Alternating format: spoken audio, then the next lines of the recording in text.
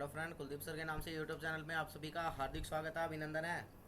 Video की अगली कड़ी में एक नया वीडियो हम लेके आए हैं आपके सामने, जो कि हिमेटोलॉजी से रिलेशन रखता है। बहुत ही जानदार शानदार टॉपिक रहने वाला है। और टॉपिक का नाम है आयरन डेफिशिएंसी एनीमिया। टॉपिक का नाम क्या है? टॉपिक का नाम है आयरन डेफिशिएंसी एनीमिया। बहुत ही ज़बरदस्त टॉपिक रहता है। हीमेटोलॉजिकल सिस्टम यानी कि ब्लड से रिलेशन रखता है। ये टॉपिक आपका जो है ये ब्लड से रिलेशन रखता है।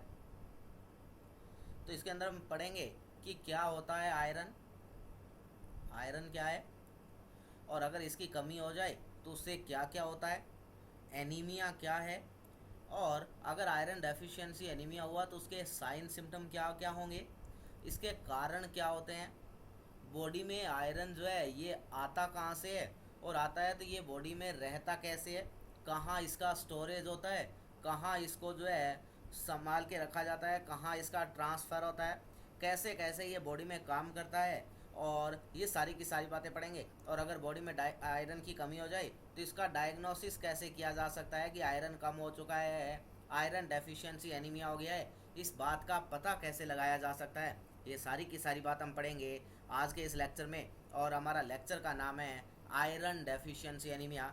इससे पहले, क्लास को शुरू करने से पहले क्लास को लाइक कर दीजिएगा, शेयर कर दीजिएगा, और चैनल को सब्सक्राइब करना ना भूलिएगा। लाइक कीजिएगा, शेयर कीजिएगा, चैनल को सब्सक्राइब करना ना भूलिएगा, ताकि जो हर वीडियो है उसका नोटिफिकेशन आप तक पहुंच जाए। इसके साथ साथ मैंने आपको एक इन्फॉर्मेशन दे दिया था पिछले लेक्चर्स में भी, और दोबारा से बता दूं कि बाबा फरीद के लिए जो अपकमिंग वैकेंसी है उसके लिए 6 जून से एक ऑनलाइन कोर्स शुरू किया जा रहा है। 6 जून से ऑनलाइन कोर्स शुरू कर रहे हैं, जिसके अंदर हम पूरा का पूरा जो है बाबा फरीद से रिलेटेड सिलेबस जो है उसको डिस्कस करेंगे।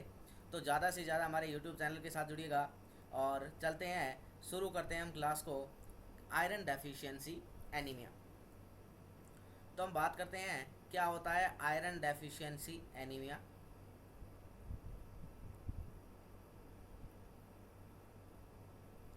आयरन डेफिशिएंसी एनीमिया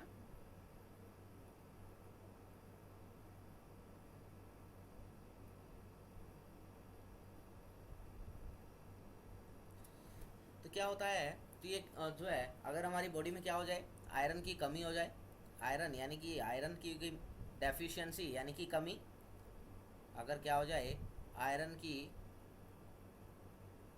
डेफिशिएंसी यानी कि कमी, और एनीमिया, एनीमिया का मतलब होता है डिक्रीज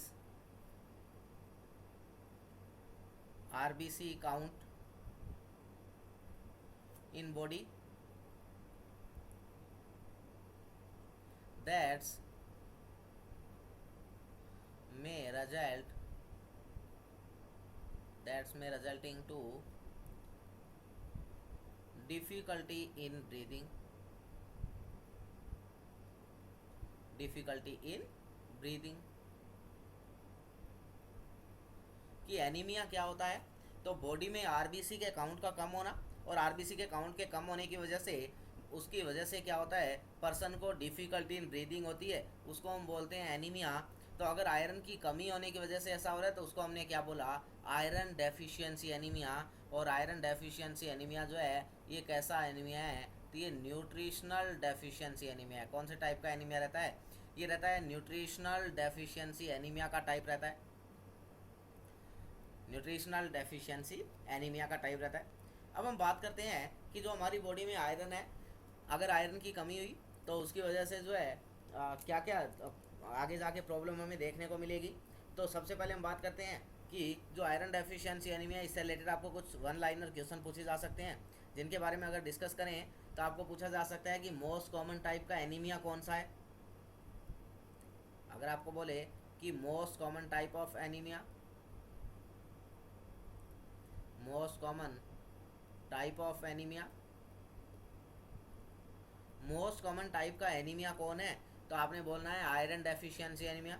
अगर आपको बोले most common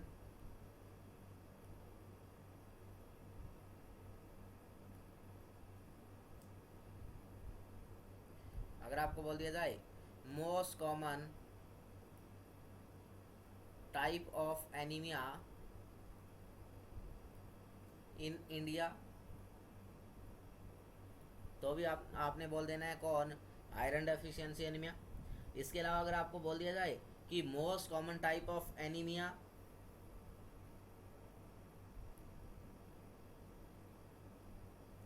most common type of anaemia मिया seen in female in India, तो भी आप बोल देंगे क्या, आयरन डेफिशिएंसी एनीमिया। या आपको पूछ लिया जाए most common type of anaemia in menstruating lady,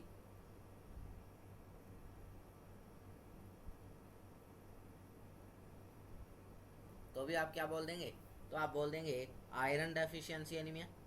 इसके अलावा एक बहुत ही इंपॉर्टेंट क्वेश्चन, इसके साथ साथ आपको एक तो आपको पूछ लिया गया कि most common anaemia in India, या मोस्ट कॉमन एनीमिया, या most common anaemia in female India, या most common type of anaemia in menstruating lady. तो ये तो सारे के सारे आपने बोला क्या, आपने बोल दिया कि आयरन डेफिशिएंसी एनीमिया। पर इसके साथ साथ आपको एक क्वेश्चन और पूछा जा सकता है, और क्वेश्चन क्या पूछा जा सकता है, तो आपको पूछा जा सकता है कि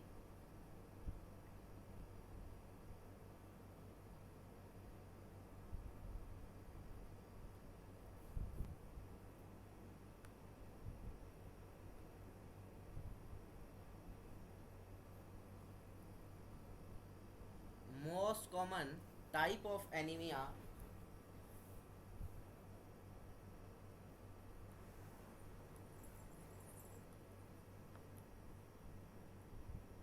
most common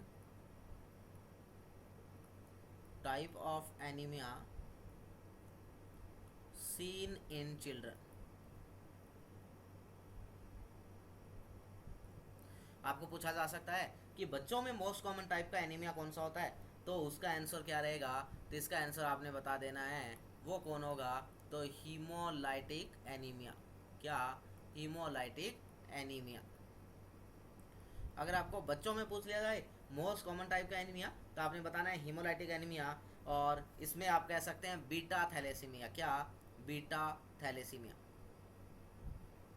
तो ये बच्चों में देखने वाला मोस्ट कॉमन एनीमिया रहता है। अडल्ट के अंदर या मेंस्ट्रुएटिंग लेडी की अगर बात की जाए तो वहाँ कौन होगा, वहाँ होगा आयरन डेफिशिएंसी एनीमिया। वहाँ क्या रहेगा, आयरन डेफिशिएंसी एनीमिया। अब हम बात करते हैं कि जो आयरन है इसका हमारे ब्लड के अंदर नॉर्मल लेवल कितना होता है, कि हमारे ब्लड में कितना नॉर्मल लेवल रहता है आयरन का, और आयरन जो है वो कहाँ कहाँ से कौन कौन सी फॉर्म के अंदर होता है। तो अब बात करते हैं आयरन के बारे में। तो नॉर्मल लेवल कितना होता है आयरन का, normal level of iron in blood, blood में नॉर्मल लेवल कितना होता है, तो ब्लड में 3 to 5 ग्राम। कितना, अगर आपको पूछ लिया जाए कि ब्लड के अंदर नॉर्मल लेवल कितना होता है आयरन का, तो आपने बता देना है 3 से 5 ग्राम जो है वो नॉर्मल लेवल रहता है ब्लड के अंदर।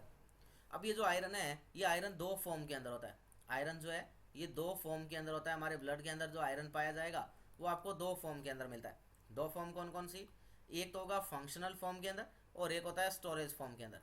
कौन सी, तो दो फॉर्म होंगी। एक फॉर्म तो होगा फंक्शनल फॉर्म,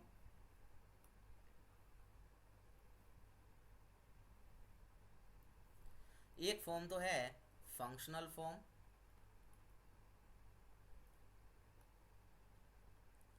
और दूसरी है स्टोरेज फॉर्म। फंक्शनल फॉर्म और स्टोरेज फॉर्म। और इन दोनों में से अगर मान लीजिए हम जो है इसको अगर 100% मान के चलें, तो इस 100% में से 80% जो है वो तो कौन होता है, वो तो होता है फंक्शनल, और जो 20% रहता है वो होता है स्टोरेज फॉर्म। 20% स्टोरेज फॉर्म है, 80% फंक्शनल फॉर्म है। और ये जो हमारा फंक्शनल फॉर्म जो है इसके फर्दर जो है ये अलग अलग पार्ट्स के अंदर डिवाइड रहता है, और वो फर्दर टाइप्स कौन कौन से हैं, तो जो है एक होता है हीमोग्लोबिन फॉर्म के अंदर, एक होता है आपका हीमोग्लोबिन फॉर्म जो कि मैक्सिमम पाया जाता है। और हीमोग्लोबिन यानी कि आप कह सकते हैं कि इसका जो है हीम पार्ट जो है, और ये कितना होता है, ये होता है 80%। इसके अलावा वहीं अगर बात करें तो जो है मायोग्लोबिन, मायोग्लोबिन जो मसल्स के अंदर है, मसल्स में भी पाया जाता है, और वो कितना है, तो ये है 5%। और इसके साथ साथ जो है कुछ जो है वो हमारे माइटोकॉन्ड्रिया के अंदर होता है, जिसको हम बोलते हैं साइटोक्रोम, जो एंजाइम्स वगैरह के द्वारा काम में लिया जाता है ना, जो क्या करते हैं, यूज बाई एंजाइम, जो एंजाइम के द्वारा काम में लिया जाता है। और ये कहाँ होता है, तो ये माइटोकॉन्ड्रिया में होता है, माइटोकॉन्ड्रिया। और ये भी कितना, तो ये भी लगभग जो है 5% या उससे भी कम रहता है। ये 80 to 90% की रेंज के अंदर देखने को मिलता है, 80 to 90%। तो फंक्शनल फॉर्म हमारी 3 हो गई। और फंक्शनल फॉर्म में हमने कहा एक तो हीमोग्लोबिन जो सबसे ज़्यादा मात्रा में है, हीम होता है जिसमें, और दूसरा हमने कहा मायोग्लोबिन जो मसल फॉर्म में है, और तीसरा हमने कहा कि जो एंजाइम्स के द्वारा यूज़ किया जाता है जैसे माइटोकॉन्ड्रिया में। तो माइटोकॉन्ड्रिया में क्या है कि यहाँ क्या होगा, जो है साइटोक्रोम की फॉर्म के अंदर होगा। किसके अंदर होगा, साइटोक्रोम की फॉर्म क्यों होगा, यहाँ क्या होता है, साइटोक्रोम की फॉर्म में होता है, साइटोक्रोम। और यहाँ क्या होता है, जो हमारे माइटोकॉन्ड्रिया के अंदर इलेक्ट्रॉन ट्रांसपोर्टिंग चेन होती है, उनको बनाने के लिए क्या रहता है, ये काम में आता है। दूसरा हमारे पास था स्टोरेज फॉर्म का आयरन, और स्टोरेज फॉर्म के अंदर हमारे पास 2 तरीके के आयरन है, और वो कौन कौन सा है, तो 2 तरीके हैं। एक तो हमारे पास रहता है फेरिटिन, एक तो हमारे पास कौन सी फॉर्म है, फेरिटिन फॉर्म, और दूसरी फॉर्म हमारे पास है हीमोसिडेरिन फॉर्म। एक फॉर्म हमारे पास है फेरिटिन फॉर्म, दूसरी फॉर्म हमारे पास है हीमोसिडेरिन फॉर्म।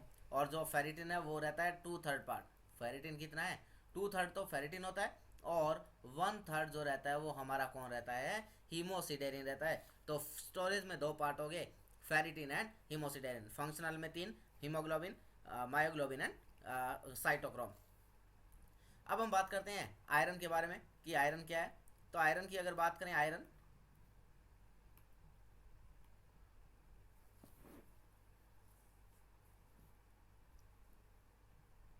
आयरन आयरन क्या है, तो आयरन जो है ये क्या करता है, एनिमल प्रोडक्ट में यहाँ क्या होता है, हीम से फॉर्म होता है। तो haem form in animal product, animal product में क्या करता है, ये हीम बनाता है ना। आयरन का बेसिक कंपोनेंट कौन है, हीम है। और अगर एनिमल प्रोडक्ट है तो वहाँ क्या होगा, ये हीम फॉर्म में होगा। और अगर प्लांट प्रोडक्ट है तो वहाँ कौन सी फॉर्म में होगा, इनऑर्गेनिक फॉर्म में होगा। तो आयरन जो है 2 फॉर्म में होता है, हीम फॉर्म, अगर एनिमल से लें तो हीम फॉर्म, और अगर प्लांट सोर्स अगर आप ले रहे हैं तो वहाँ आपको कौन सी फॉर्म मिलेगी, इनऑर्गेनिक फॉर्म मिलेगी, inorganic form in plant source. तो 2 तरीके की प्लांट प्रोडक्ट, तो 2 तरीके से हमें मिलता है। और एक तो क्या है, अगर हम एनिमल से ले रहे हैं तो हमें सीधा का सीधा हिम मिल गया, और अगर आप प्लांट प्रोडक्ट से ले रहे हैं तो आपको वहाँ क्या मिलेगा, इनऑर्गेनिक फॉर्म मिलेगी। और दोनों में अगर आपको पूछ लिया जाए कि सबसे बेटर कौन है, तो सबसे बेटर तो क्या है, जो बनी बनाई चीज़ मिले वही अच्छी होती है ना बनाने से। तो बनी बनाई कौन है, बनी बनाई हमारे पास क्या है, हीम है। तो यानी कि हीम जो है वो क्या होता है, बेस्ट प्रोडक्ट होता है, haem is best product compare to inorganic. अगर आपको बोले कोई कि बेस्ट कौन है, तो बेस्ट तो भाई हीम ही है। पर अगर हमारे पास हीम नहीं आ रहा है तो उस कंडीशन में हमें क्या है, कोई इनऑर्गेनिक फॉर्म के अंदर भी मिल जाए तो अच्छा है, कि ना मिलने से तो जो है कुछ मिल रहा है वही अच्छा होता है। पर अगर बेस्ट की बात करें तो कौन होता है, हीमोग्लोबिन है। और अब अगर हम बात करें कि इनका जो है बेस्ट क्यों है हीम, अब अगर हम बात करें कि हिम बेस्ट क्यों है, तो हमने कहा कि ये डायरेक्ट आयरन है। हिम बेस्ट क्यों है, क्योंकि ये डायरेक्ट क्या है, आयरन है। और डायरेक्ट आयरन है तो एक एग्जाम्पल के तौर पे बात करूँ तो जैसे मान लीजिए क्या हुआ कि आपने किसी पर्सन को क्या किया, 10 ग्राम हिम दिया, क्या दिया, 10 ग्राम क्या दे दिया, हिम दिया। और 10 ग्राम हिम दिया तो ये 10 ग्राम का क्या होगा, जो हमारी बॉडी में आयरन जो जाता है वो आयरन क्या है, उसका 10 से 20% ही अब्जॉर्ब हो पाता है। तो जैसे आपने क्या किया, उसको हिम दिया, तो ये क्या हो जाएगा, जो 10 ग्राम आपने दिया है, 10 ग्राम दिया, इसका मैक्सिमम कंपोनेंट, क्योंकि ये डायरेक्ट आयरन है, और ये क्या होगा, मैक्सिमम पार्ट जो इसका क्या हो जाएगा, एब्जॉर्प्शन हो जाएगा। इसका एब्जॉर्प्शन जो है वो क्या हो जाएगा, मैक्सिमम होगा, मैक्सिमम एब्जॉर्प्शन हो जाएगा। यानी कि टोटल 10 to 20% इसका क्या हो जाएगा, एब्जॉर्प्शन आपको देखने को मिल जाएगा। 10 से 20% पार्ट इसका एब्जॉर्ब हो जाएगा, ये मैक्सिमम एब्जॉर्प्शन देता है। और इसकी बायोएबिलिटी जो होती है वो क्या होती है, ज़्यादा होती है ना, मोर बायोएबिलिटी देखने मिलती है यहाँ।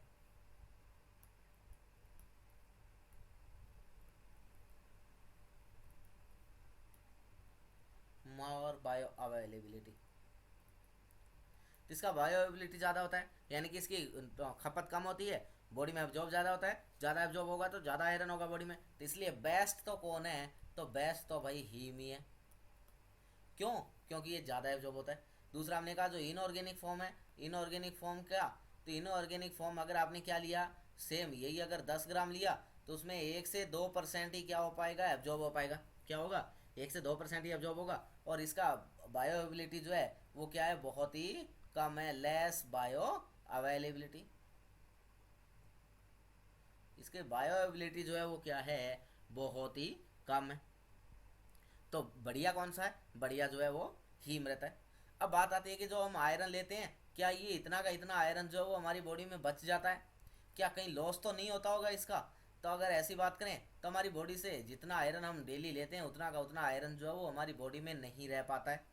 तो तो उसका क्या होता है, लॉस होता है। क्या होता है, हमारी बॉडी से आयरन जो है वो क्या होता रहता है, लॉस होता है, loss of iron from our body. हमारी बॉडी से क्या होता है,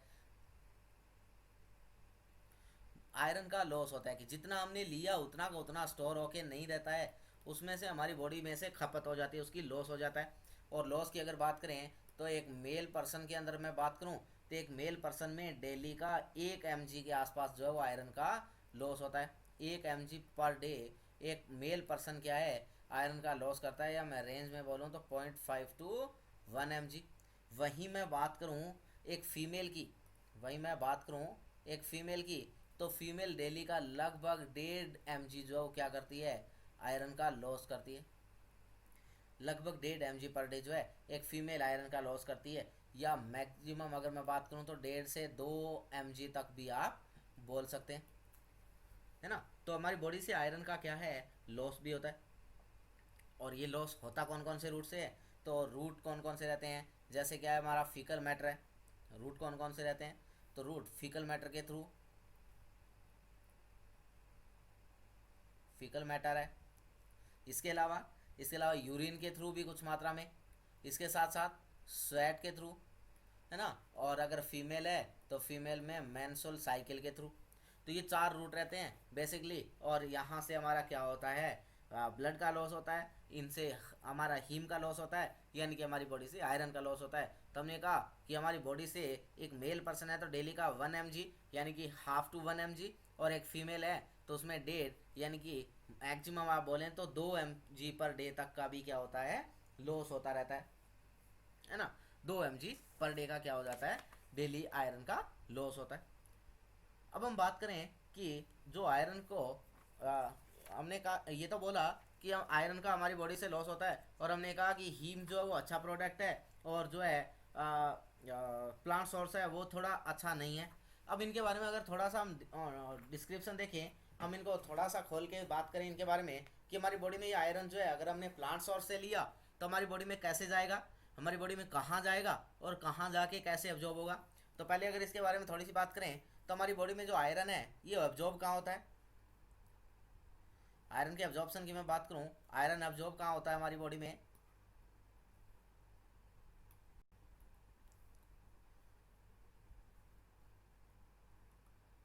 आयरन एब्जॉर्ब एब्जॉर्ब कहाँ होता है, तो एब्जॉर्ब होता है स्टमक में। कहाँ होता है, स्टमक में। स्टोर कहाँ होता है, लीवर में। स्टोर कहाँ होता है, सॉरी, एब्जॉर्ब कहाँ होता है, तो एब्जॉर्ब होता है ड्यूडेनम में। कहाँ होता है, ड्यूडेनम में। स्टोर कहाँ होता है, लीवर में। और एब्जॉर्प्शन के लिए तैयार कौन करता है, प्रिपेयर फॉर एब्जॉर्प्शन,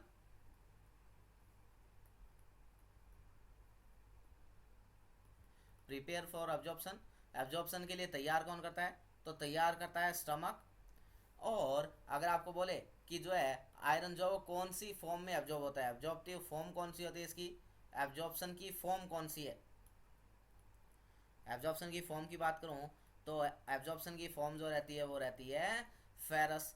तो हमने कहा कि आयरन एब्जॉर्ब होता है ड्यूडेनम में। Duodenum is first part of small intestine. हमारी जो स्मॉल इंटेस्टाइन है उसका पहला पार्ट जो है उसको हम ड्यूडेनम का नाम देते हैं। जो हमारी स्मॉल इंटेस्टाइन होती है उस स्मॉल इंटेस्टाइन के 3 पार्ट है। और 3 पार्ट कौन से? तो अगर मैं बात करूँ स्मॉल इंटेस्टाइन की तो 3 पार्ट है। एक पार्ट है ड्यूडेनम, एक पार्ट है जेजुनम, और एक पार्ट है इलियम, या इसी को मैं बोल सकता हूँ टर्मिनल इलियम का नाम दे सकता हूँ। इसको टर्मिनल इलियम भी बोल देते हैं, इलियम भी बोल देते हैं। ड्यूडेनम में एब्जॉर्प्शन होता है आयरन का, जो आपका जेजुनम होता है यहाँ फोलिक एसिड का, और आपका इलियम जो है यहाँ पे विटामिन B12 का एब्जॉर्प्शन होता है। ये तीनों के तीनों पार्ट जो है ज़रूरी रहते हैं, और यहाँ से इन कंपोनेंट का क्या होता रहता है?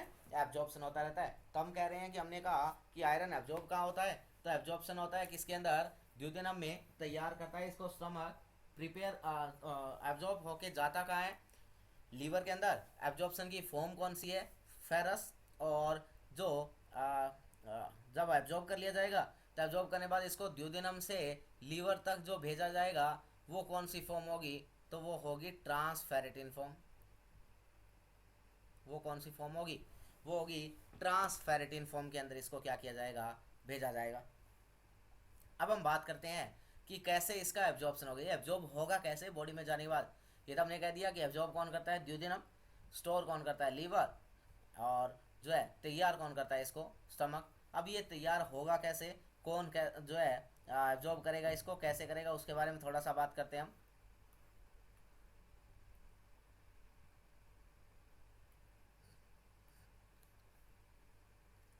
तो हम GIT सिस्टम का अगर डायग्राम बनाएं,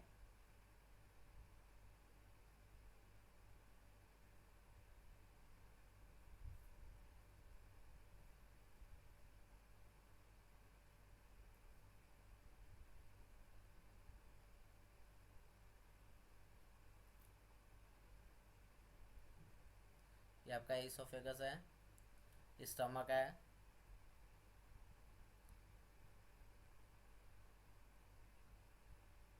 ये आपका ड्यूडेनम है, ड्यूडेनम। ड्यूडेनम के बाद में नेक्स्ट पार्ट जो रहेगा वो हमारा रहेगा जेजुनम,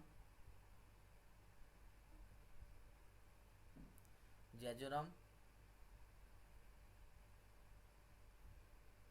जेजुनम के बाद आपका आएगा इलियम। इलियम जुड़ेगा सिकम के साथ में, ये आपका सिकम होता है, सिकम। और यहाँ से आपकी लार्ज इंटेस्टाइन जो क्या हो जाएगी? शुरू होगी। और यहाँ आपका कौन पड़ा रहता है? अपेंडिक्स पड़ा रहता है। तो इस तरीके का आपका कुछ GI सिस्टम का स्ट्रक्चर है। स्मॉल इंटेस्टाइन रहती है। अब अगर हम बात करें इसके किसके बारे में, कि हमने क्या देखा? हमने कहा कि हमारा जो है GI सिस्टम है, और GI सिस्टम में हमने क्या बनाया? हमने जो है ये पर्सन का माउथ है, ये इसोफेगस है, दिस इज स्टमक, और ये जो रहता है ये हमारा क्या रहता है? ड्यूडेनम रहता है, ड्यूडेनम। अब क्या है कि ये जो पर्सन है,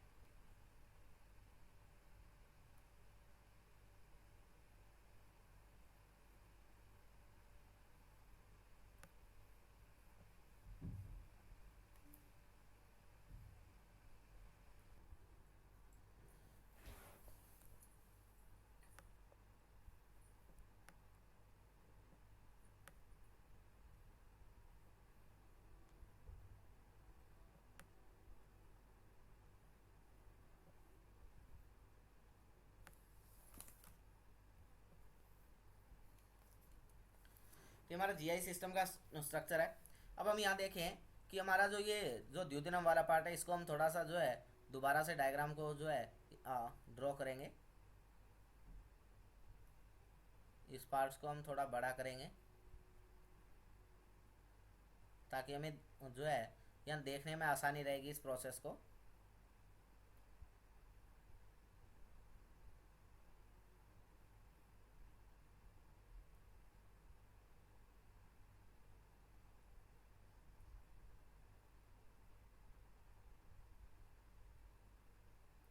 है ना? तो ये हमने बना लिया ड्यूडेनम।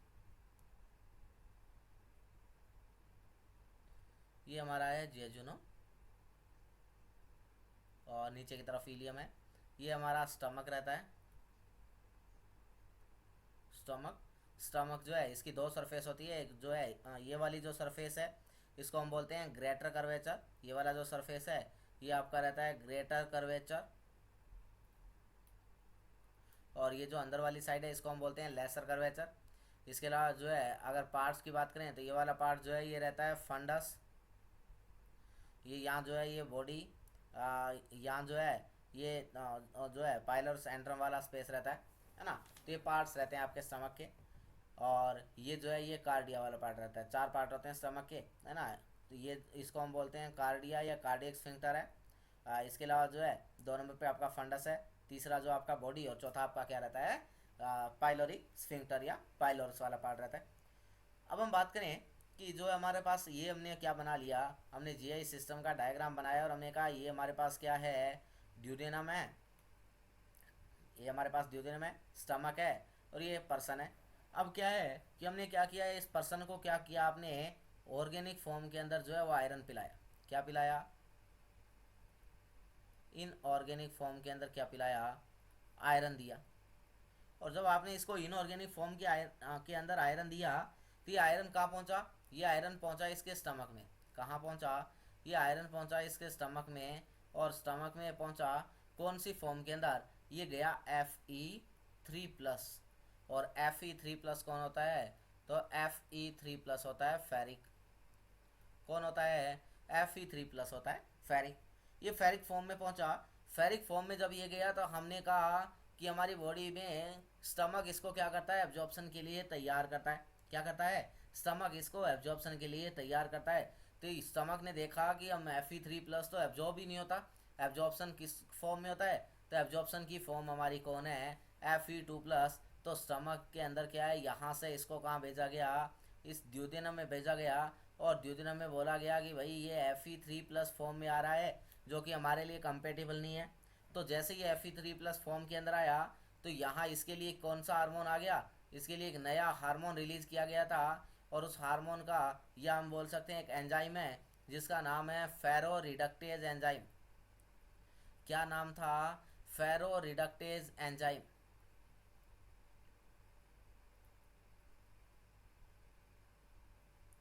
वो एंजाइम क्या था, वो एंजाइम था फेरो रिडक्टेज एंजाइम। और उस फेरो रिडक्टेज एंजाइम ने क्या किया, फेरो यानी कि फेरिक यानी कि आयरन, रिडक्टेज यानी कि कम किया, एंजाइम जो कम ऐसा काम करता है। और उस एंजाइम ने क्या कर दिया, इस एंजाइम ने इस Fe3 को तोड़ा और तोड़ के किस में बदल दिया, Fe2+ में बदल दिया। किस में बदल दिया, Fe2+। और यही तो हमें चाहिए था, क्योंकि हमने तो कहा था कि Fe2+ यानी कि फेरस जो है वो हमारी बॉडी में एब्जॉर्बेबल फॉर्म रहता है। और यहाँ क्या बना दिया गया, Fe2+। और यहाँ क्या पड़ी थी हमारी जो है इस ड्यूडेनम के सेल पड़ी थी जहाँ पे ये सारा प्रोसेस हुआ। और यहाँ से अब क्या कर दिया जाएगा, इसको एब्जॉर्प्शन के लिए भेज दिया जाएगा। तो यहाँ क्या किया, इसने Fe2+ बना दिया। किसने, हमारे स्टमक ने ये क्या कर दिया, Fe2+ बनवाया। और ये जो है अब क्या है, ये फेरो रिडक्टेज एंजाइम यहाँ से हमारी ड्यूडेनम की सेल से होते हुए कहाँ चले जाएंगे, तो ये जो है आगे ब्लड वेसल्स के अंदर, यहाँ से क्या है ब्लड वेसल निकलेगी। यहाँ से क्या निकलेगी, ब्लड वेसल निकलेगी। और उन ब्लड वेसल्स के थ्रू क्या कर दिया जाएगा, इनको ब्लड में डाल दिया जाएगा, है ना। तो ये हमारी क्या है, ये सेल है, ड्यूडेनम की सेल रहती है। कौन सी सेल होती है ड्यूडेनम में, तो ड्यूडेनम की सेल का नाम, ड्यूडेनम में एक स्पेशल सेल होती है और उस सेल का नाम होता है ब्रूनर सेल।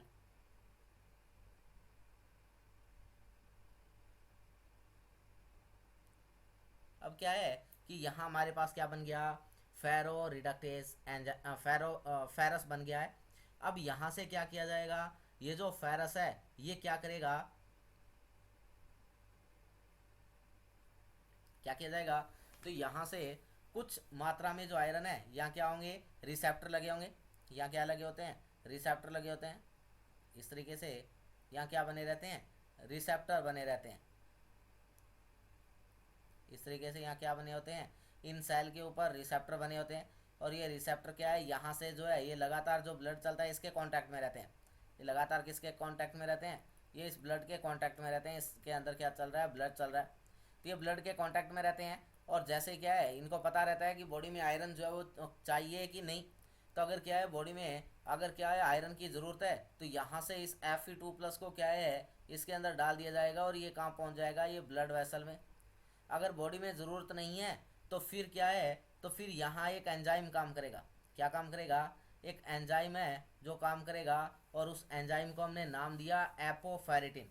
क्या नाम दिया, एपोफेरेटिन। अगर यहाँ क्या नहीं है, ज़रूरत नहीं है, if iron level is complete into blood,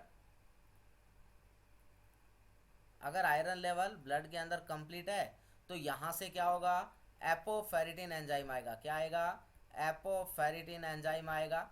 और ये एपोफेरेटिन एंजाइम क्या करवाएगा, तो apoferritin enzyme convert to the convert ferrous into ferritin. किसके अंदर, जो फेरस है उसको किस में बदल देगा, फेरिटिन में बदल देगा। और इस फेरिटिन को क्या है जो है कहाँ भेज दिया जाएगा, स्टोर कर दिया जाएगा। कहाँ भेजा जाएगा, स्टोर इनटू लीवर। क्योंकि हमने कहा था कि जो स्टोरेज फॉर्म है वो कौन है, फेरिटिन है। ट्रांसफ़र फॉर्म जो है वो ट्रांसफेरिटिन है। एब्जॉर्बेबल फॉर्म जो है वो कौन है, फेरस है। और जो इनऑर्गेनिक यानी कि प्लांट सोर्स से जो मिलता है वो कौन है, फेरिक है। और अगर हमें क्या है ब्लड के अंदर अगर ज़रूरत नहीं है तो फिर क्या होगा, बॉडी में हमारी ये जो सेल है, इन सेल से क्या रिलीज होगा, एपोफेरेटिन एंजाइम रिलीज होगा। एपोफेरेटिन फेरस को फेरिटिन में बदलेगा, और फेरिटिन जो है वो आयरन को स्टोर कराएगा। इसके अलावा अगर मैं बात करूं, तो जब हमने क्या किया, हमने बोला कि अगर हमें ज़रूरत नहीं है तो यहाँ इसको क्या कर दिया जाएगा, सीधा का सीधा ब्लड में डाल दिया जाएगा। अब जब इसको क्या करेंगे, ब्लड के अंदर डालेंगे, तो ब्लड में डालने के लिए यहाँ एक प्रोटीन काम करता है। क्या है, ब्लड में डालने के लिए यहाँ क्या होगा, एक प्रोटीन काम करेगा जो क्या करेगा, इसको ट्रांसफ़र करवाएगा। हमने कहा कि जब जो है अगर इसकी ज़रूरत नहीं है तो इसको क्या करेंगे, स्टोर करवाएंगे। अब स्टोर करने के लिए इसको कहाँ से भेजा, तो कहाँ से जाएगा, ब्लड के रास्ते से जाएगा। कहाँ से भेजा जाएगा, इस ब्लड के रास्ते से भेजा जाएगा। और जब इसको इस ब्लड के रास्ते से भेजेंगे, इस फेरिटिन को जब कहाँ से भेजेंगे, ब्लड के रास्ते से भेजा जाएगा।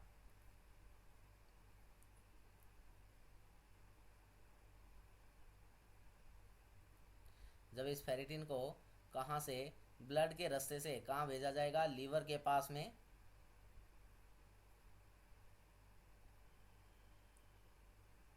लीवर के पास में भेजा जाएगा।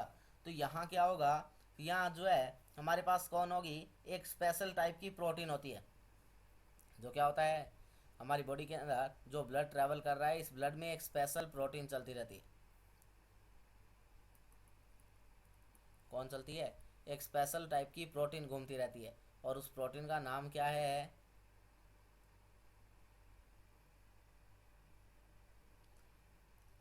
एक स्पेशल क्या चलती रहती है, प्रोटीन। उस प्रोटीन को जैसे मान लीजिएगा हमने इस तरीके से हमने इसको क्या कर दिया, शो किया। ये क्या है, हमारी जो स्पेशल प्रोटीन है ना। और अब क्या होगा, ये जो प्रोटीन है, ये प्रोटीन क्या करेगी, इस प्रोटीन के साथ में ये जो हमारा फेरिटिन जो आएगा, ये फेरिटिन इस प्रोटीन के साथ में बाइंड हो जाएगा। फेरिटिन आया और फेरिटिन आके क्या हो जाएगा, इसके साथ में यहाँ बाइंड होगा।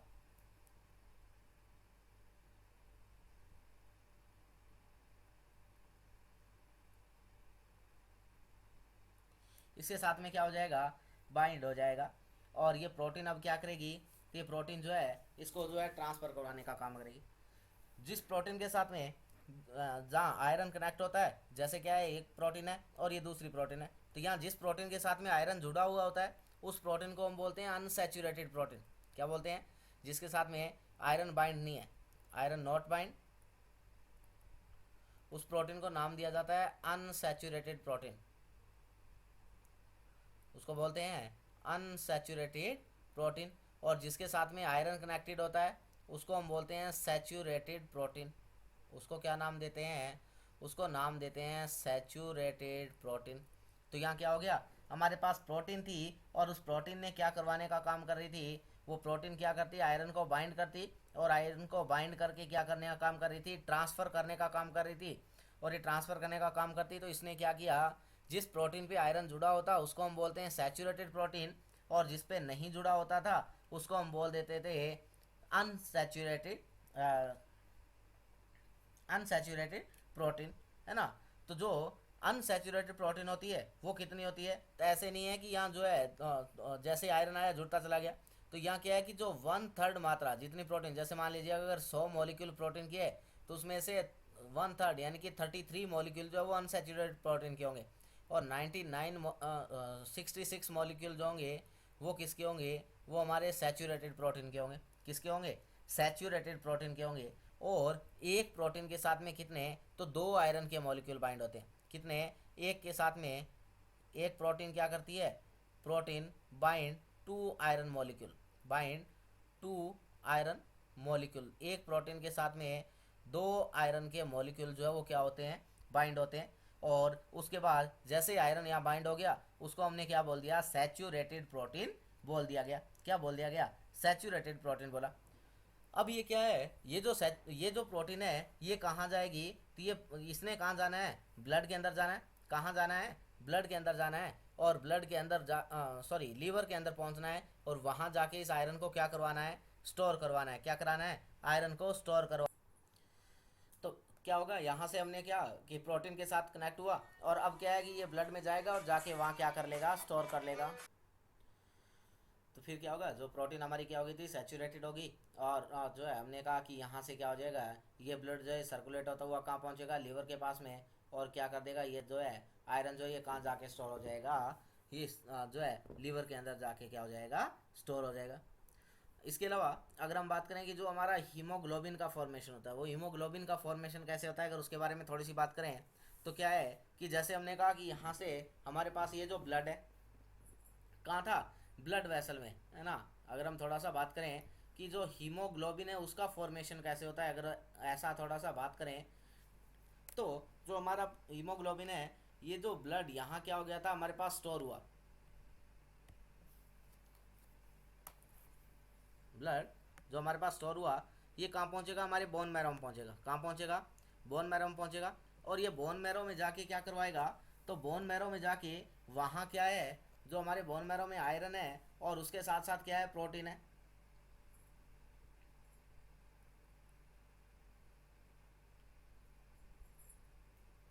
तो ये क्या होगा, ये कहाँ पहुँचेगा, बोन मैरो में।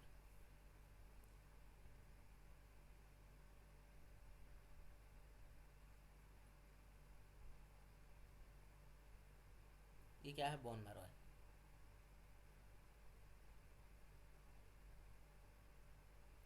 ये हमारा बोन मैरो है। अब क्या हुआ, यहाँ क्या हो गया, ये प्रोटीन जो है ब्लड के थ्रू घूमता हुआ कहाँ पहुँच गया, जो हमारी प्रोटीन है ये कहाँ पहुँच गई है, इस बोन मैरो में पहुँच गई है, इस बोन मैरो में पहुँच गई। इस पे ये क्या है, दो जो है ये क्या है, फेरस के मॉलिक्यूल है, आयरन के मॉलिक्यूल है, और ये हमारी प्रोटीन है। और इस बोन मैरो के अंदर क्या है, सेल है। इस बोन मैरो में क्या है, इसकी सेल है खुद की। तब ये क्या करेगा, ये जो बोन मैरो है ये क्या करेगा, इसको जो है पिनोसाइटोसिस के प्रोसेस के थ्रू क्या करेगा, पिनोसाइटोसिस के प्रोसेस के थ्रू कहाँ ले लेगा, इसको अपने अंदर ले लेगा। क्या करेगा, पिनोसाइटोसिस के प्रोसेस के थ्रू, यहाँ क्या होगा, पिनोसाइटोसिस का प्रोसेस होगा।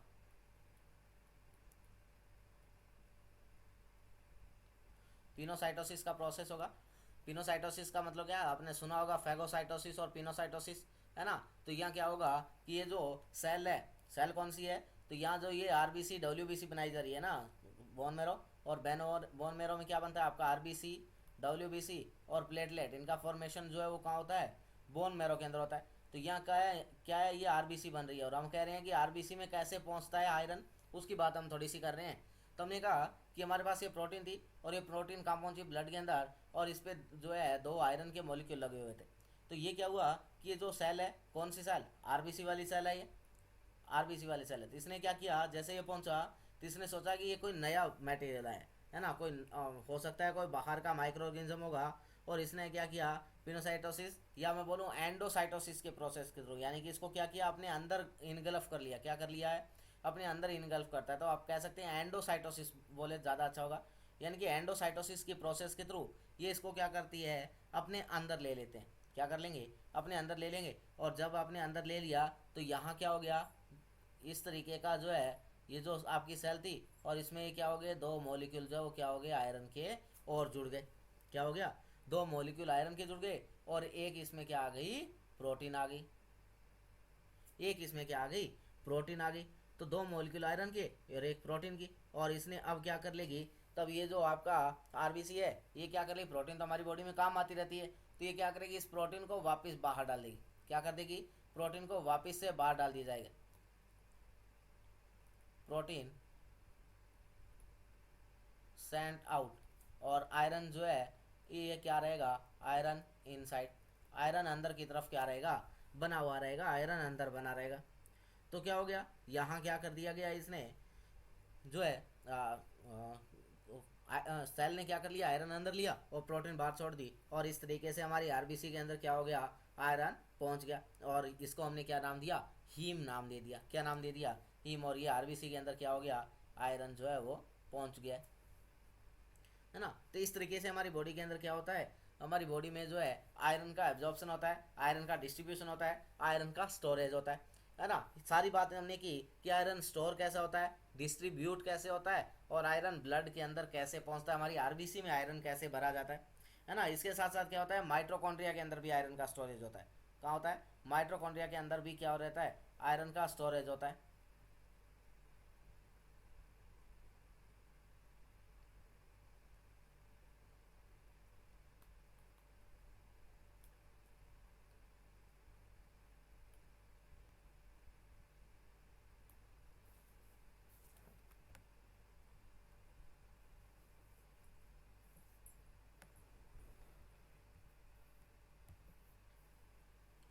तो आयरन में भी जो आपका माइटोकॉन्ड्रिया है वहाँ भी क्या होता है, आयरन का स्टोरेज होता है, माइटोकॉन्ड्रिया।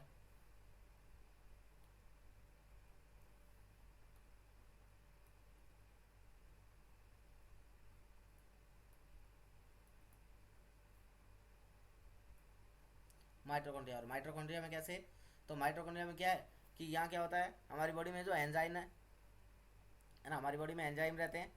और एंजाइम कौन सा, तो एक होता है सक्सिनाइल को एंजाइम, क्या है, एक होता है सक्सिनाइल को एंजाइम, और एक होता है ग्लाइसिन एंजाइम। क्या होता है, एक होता है ग्लाइसिन एंजाइम, सक्सिनाइल को एंजाइम और ग्लाइसिन एंजाइम। ये दोनों क्या करते हैं, तो ये दोनों क्या करते हैं, यहाँ ए के दो मॉलिक्यूल लेते हैं। क्या करते हैं, जो ए उस ए के दो मॉलिक्यूल को जोड़ते हैं, और दो मॉलिक्यूल उनके, और उसके साथ साथ एक जो है वो क्या होता है, आयरन। एक क्या होता है, आयरन का मॉलिक्यूल। दो क्या हो गए, ए के मॉलिक्यूल, और एक जो है क्या करते हैं, ये आयरन का मॉलिक्यूल जोड़ते हैं। तो यह क्या हो गया, इन्होंने एक रिंग का फॉर्मेशन कर लेते हैं। क्या बना लेते हैं, इस तरीके से एक रिंग बनाते हैं।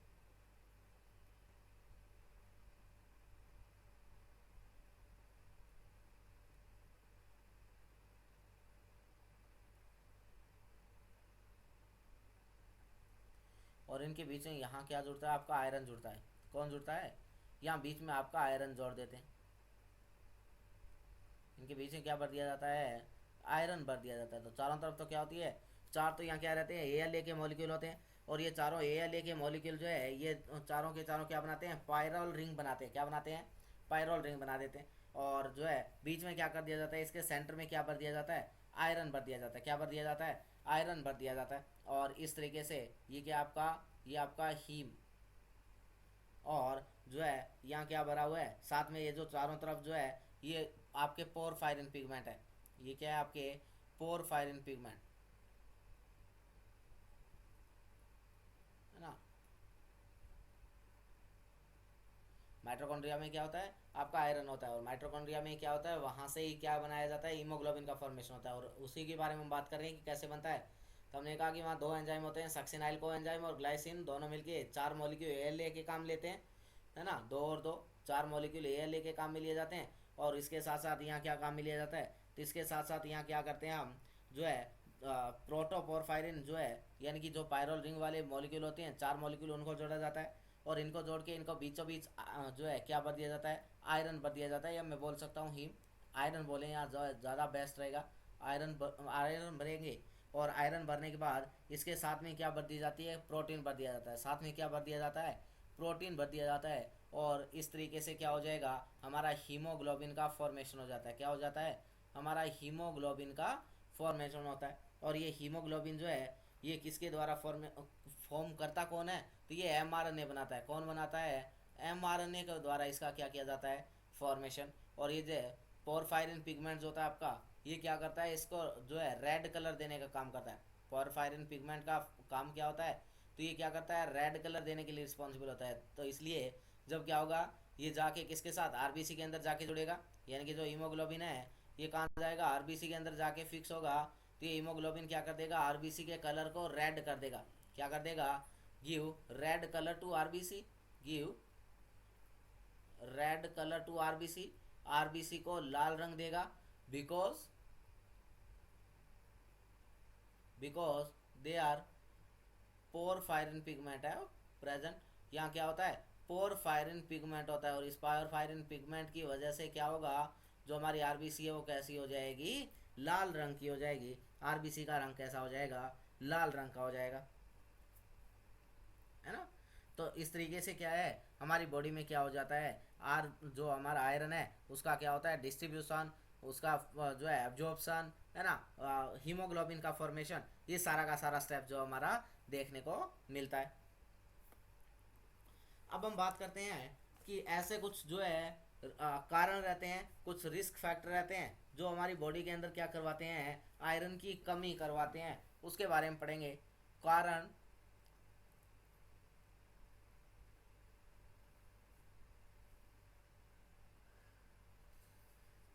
कोज ऑफ आयरन डेफिशिएंसी एनीमिया। क्या, cause of iron deficiency anaemia.